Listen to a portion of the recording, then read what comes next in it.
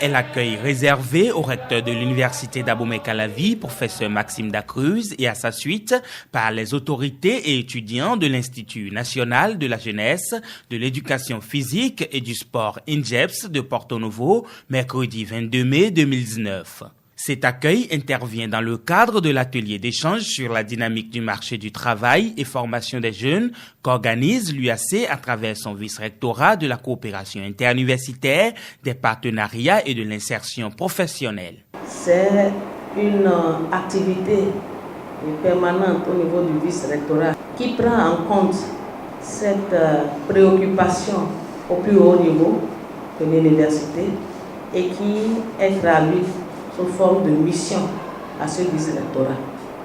Et ainsi, nous en sommes à la deuxième édition. Et il nous a plu de délocaliser cela pour permettre également à nos entités qui ne sont pas sur le campus d'être honorées et de se retrouver également au centre des discussions et des débats. Au-delà de l'honneur, les acteurs réunis à Porto Novo, à savoir la communauté universitaire, les autorités communales et le monde professionnel, ont tous à cœur la préoccupation de l'inversion du taux de sous-emploi et de chômage des jeunes. Un drame des temps modernes dont l'une des causes est le déficit de la dimension professionnelle dans les curricula de formation dans les universités. Nous sommes à l'époque de la numérisation et il faut améliorer la qualité de nos formations, que des étudiants ne sortent pas sans un bagage technique qu'ils peuvent vendre. Parce que lorsqu'ils sont aussi comme ça, ils sont vendus très moins cher. Nulle part au monde, un apprenant ne sort d'une école de formation avec toutes les aptitudes, toutes les compétences qu'il faut pour entrer dans le monde de l'emploi. Il est nécessaire de mettre en place des stratégies d'interaction entre le monde professionnel. Il y a des besoins, des obligations d'ajustement qu'il faut faire. La question de l'adéquation formation-emploi n'échappe pas non plus aux autorités municipales de Porto Novo. Vous convenez avec moi que le territoire national au sens large et la ville de Porto Novo en particulier abrite aujourd'hui de nombreux centres de formation supérieure.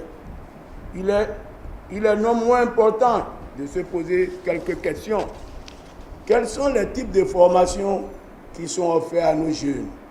Quelle est la capacité matérielle et financière des jeunes à s'offrir ce type de formation?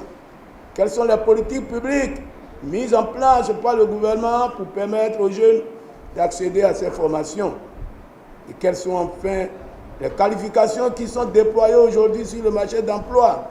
Voilà autant de questions qui nous interpellent face à un phénomène de plus en plus préoccupant, le chômage des jeunes. L'université, quant à elle, joue déjà et continue de jouer sa partition par la création depuis quelques années de son service de volontariat SVUAC et de son incubateur UAC Startup Valley, dont le représentant Rafiou Akpo a donné une communication sur le thème vers l'élaboration de la politique générale d'insertion professionnelle de l'UAC. Le diplôme n'est pas un moyen de richesse. C'est un carrefour entre intelligence et mieux agir que les autres. C'est ça le diplôme. On a toujours fait comprendre aux jeunes que quand vous êtes diplômé, vous avez une vie reluisante. C'est ce qui était compris après les années 90. Aujourd'hui, avec le taux de démographie qui évolue dans le monde,